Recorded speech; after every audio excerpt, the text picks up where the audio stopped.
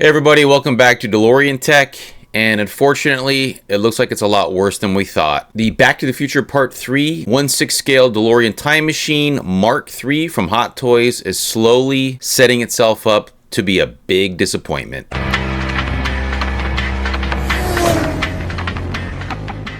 So we're able to find a really good unboxing video. It doesn't go into extreme detail as far as, setting it up, but Toys Assemble here has a pretty brief unboxing video. As you can see, it's very much like the Mark II with the poster, and you've got the print on the inside. This is essentially the same as what we saw before, not much of a difference. That's probably gripe number one. Come on guys, give us something different. So here you go, you got the flux bands, you got the hood box, you've got the train wheels and some other accessories, including those hubcaps I was telling you about. So those are removable. And as you can see here, removing the time machine from the box, the DeLorean pretty much again is the same as the Mark II. So we'll go ahead and skip through this a little bit. So here you go. Those are the tires, all right? The wheels and tires that we were talking about. So unfortunately, they do appear to be a little too small from what I can tell. And as you can see, the hubcaps, they're removable. You need to remove those in order to access a little screw there to be able to remove and replace the wheels with the train wheels. So you got a little bit of weathering going on there as well. One thing I did notice too is that there is some weathering on the lower part of the stainless steel of the DeLorean that I'm not very happy about. You also have the same spare tire setup as you do in the Mark I and Mark II. I was kind of hoping they would change that up a little bit. We've got the same battery cover that you've got for the previous iterations of this. I would have been cool to get the 1955 wheel in there maybe, but unfortunately that was not the case. Again, these models are unfortunately carbon copies and pastes of the previous model. So we've got the Mark I, the Mark II, and the Mark III. Essentially the same toy, the same model. It's just a few differences here and there, which means you're in the whole $800, $900 times 3 when they could have easily have created one that did everything. That's something that I would have supported. One of the guys on the channel here left a comment saying they should have made an ultimate version of this model. I thought that would have been a really good idea. One that can go through every mode, part 1, part 2, and part 3. So I did want to show you guys the doors on this. You can kind of see that there's a little bit of that splatter weathering here. You can pick it up right here. This is all over the bottom half of the vehicle, the front, the rear, and the sides, as well as the undercarriage too, which is what we had in Mark II. So that splatter effect, they used the same exact splatter effect that they did in the Mark II on this car, and unfortunately that was something that I didn't like. A lot of other guys out there did not like that either. I don't think Hot Toys pulled this off as they intended to sort of create a weathered type effect. It just doesn't work. It just looks like a cheap way of making the car look dirty and weathered, but unfortunately it's a poor attempt. Moving into the interior here, looks okay. I mean, it really is the same as the Mark II for the most part. I don't notice anything majorly different. We'll do a side-by-side comparison between this and the Mark I and the Mark II once we get it. But you can see the seats are similar to the Mark II in that they are a little bit more weathered, a little bit more dirty looking, but the rest of the car on the inside here is very much a clean, very, very tidy looking, definitely not weathered or dirty. It's a little out of place, I think, compared to what you have with the seats. Doesn't look too bad. Like I said, we'll do a side-by-side unboxing video with this and the other marks just to see what the differences are. So moving over to the rest of the vehicle, you can see we've got pretty much the same time machine components that we had in the Mark II as well. There's not too much of a difference there. Some of the stuff does look a little bit weathered, but I think it was pretty much the same as what we had on the Mark II, so not too much of a difference there. Overall, I mean, it looks okay, but again, this is very much a Mark II, Mark I, copy and paste, repeat visit, okay?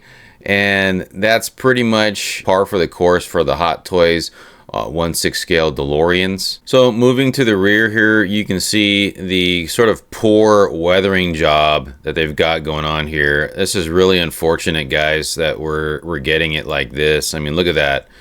I mean, so that weathering job on the Mark II, if you remember, was sort of limited to the tires and the underbody.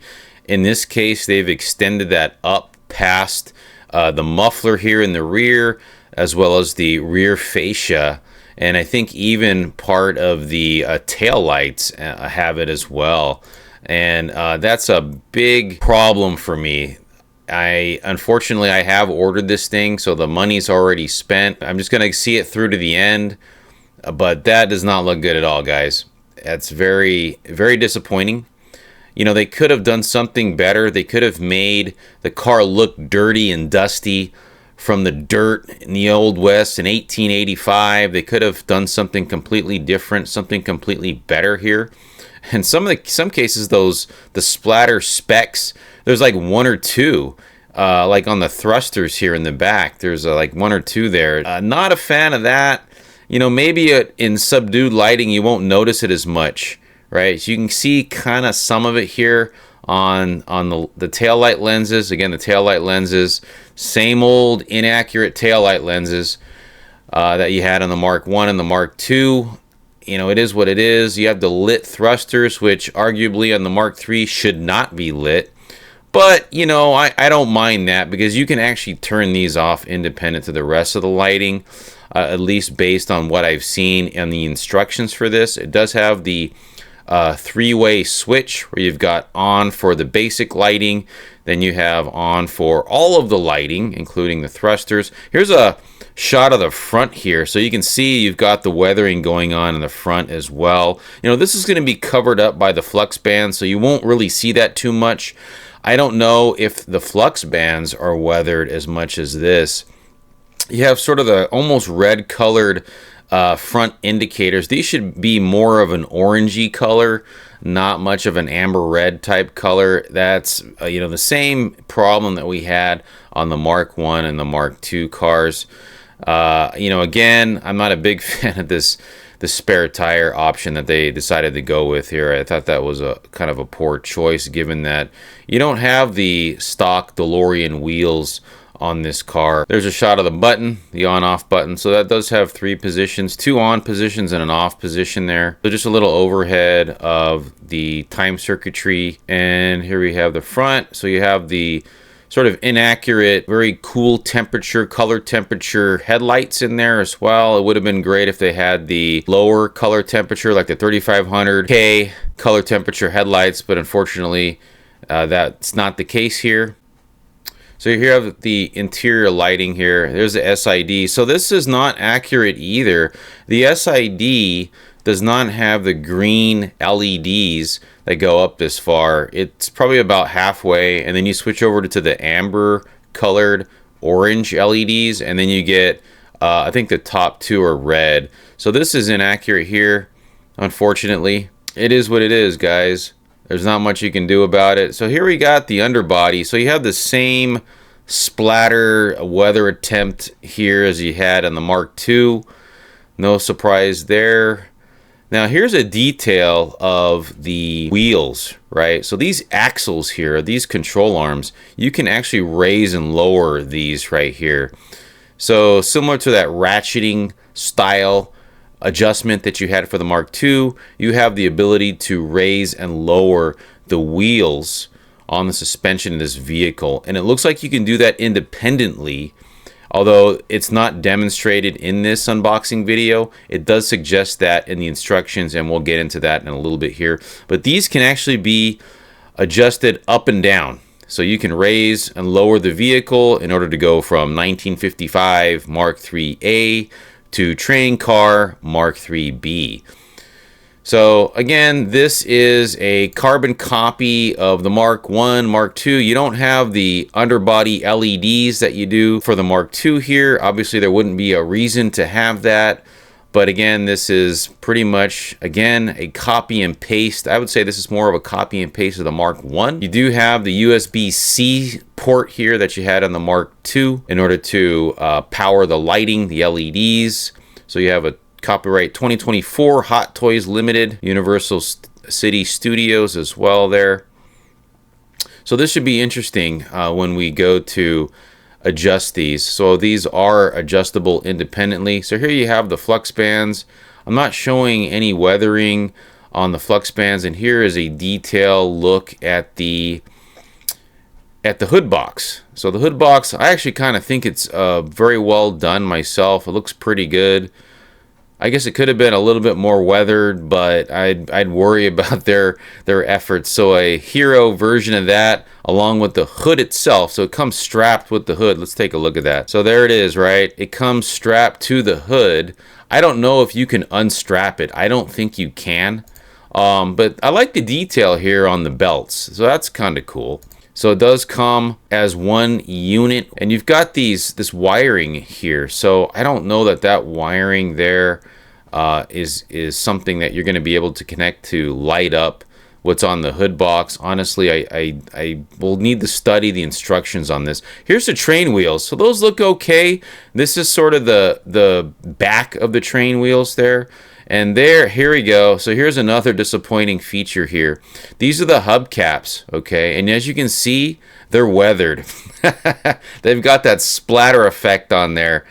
We're definitely going to have to look to somebody from the 6 scale community to 3D print us up something bigger and something cleaner here. You know, and maybe the car did have a little bit of weathering on there, but they weren't super dirty, right? Like they are here, at least like they're trying to make them look. You know, there's the gauge that you've got and a bunch of other stuff here, some hardware, and you have, I believe this is the tow attachment, if I'm not mistaken. You have the alarm clock, and that looks like a little tool that you use to unscrew the wheels as well. So here's the instructions, guys.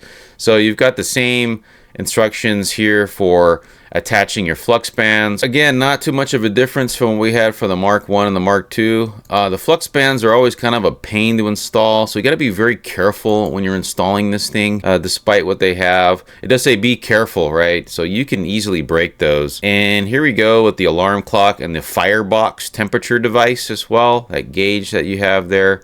That's pretty cool. And then you have the tow bar. Like I mentioned before, there's a tow bar for the front of the vehicle. And you've got the Mr. Fusion attachment as well. So apparently this is magnetic. So there is a magnet here. These are magnetically attached to the vehicle. You can see that right here. So the firebox temperature device has a magnet as well as the tow bar. So that's how you're going to be installing those, which I think is actually probably a pretty good idea. So the Mr. Fusion attaches pretty much the same. You've got some tabs there. You just insert those and it works pretty much the same. So this is the hood installation here. So there's some springs in there that you're going to have to work with. This was a little bit different. So that's a kind of a new feature here. So it says here you'll have to compress the springs at each end, secure the hood to the vehicle. You close the hood, slightly lift the hood up, then lower it to adjust it to the right position. Accessories on the hood are non-detachable. So that confirms that you cannot take the hood box off. If you try to do that, you will damage the vehicle. So the doors, that's pretty much the same. You can swing them open 90 degrees. There's not much of a difference there. And here we get to the front wheel. So the front wheels can be moved in the shown directions and angles. It's just showing you how you can turn the front wheels, which is pretty cool. This is the LED light up functions. This just talks about inserting a USB-C cable to it. It says here that there are 2 methods for power supply, DC power as well as your batteries. So by DC power, you can connect the USB cable, and then you also have the battery option as well, which is over here. You've got the 3 AA batteries, which are underneath the spare tire, which, why didn't you just put the 1955? That would have been cool. The 1955 wheel. That just bugs me. Anyway, so there's that. You know, you got there's really nothing new here. There's a screw there. You take this off, you insert your batteries, and you're done. And here is the LED light mode. So you have mode 1, which has the headlights, interior and rear signals. And then you have mode 2, the reactor cooling vents, okay, or the thrusters, whatever you want to call them. I think for the part 1 they were cooling vents, but for part 2 they were actually thrusters. The headlights, interior rear signal lights, basically the mode 2 here. So you got a mode 1 and a mode 2. So you got mode 1 has basically everything with the exception of the reactor cooling vents. So those can actually be turned on independently in mode 2. So mode 1 is your screen accurate and mode 2 is your not so screen accurate, because the Mark III did not have lit reactor cooling vents. Okay, that was a Mark II feature only. It would have been cool if they had made the hood box lit. That does not appear to be the case. The wiring on hoses that are connected to that don't appear to be of any real use electronically here. So you don't have a lit hood box. That's a disappointment. That would have been cool. And here we have the instructions for off-road mode, or the 1955 mode. So you can tell that the wheels can be adjusted independently. It looks like you can pull them out as well and then pull them down, at least according to this right here. I don't know if that's the case, but it looks like they can be pulled out a little bit. You can raise and lower the vehicle to, suit whichever way you want to display this thing here. It says use both hands to pull down the wheel. Adjust the wheel to the original position by pressing the indicated button. So there is a little button here. So that is kind of different from what we had in the Mark II. I don't recall a button that you had to press in order to change things around there. So you do have a sort of, again, a magnetic feature here, and this is for the hubcaps. Okay, it says here detach the cover and screw, interchange the wheel and secure it with the screw, attach the indicated cover as shown.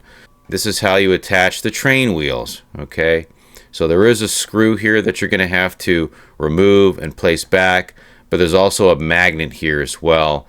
And I'm guessing that these hubcaps are magnetic, because how else are you going to attach them unless they snap on? I think personally having these magnetized makes a lot of sense. Anyway, this is how you interchange the wheels to go from your 1955 Mark IIIA to your Mark IIIB.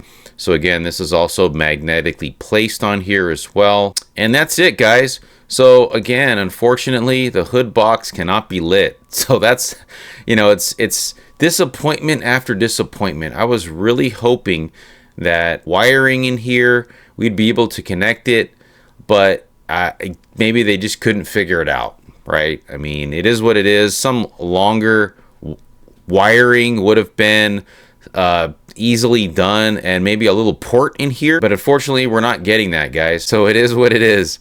I think the hood wiring from the hood box is really just going to sit in there and kind of hang inside the bonnet, as we call it in the DeLorean world. So you can see the hood here.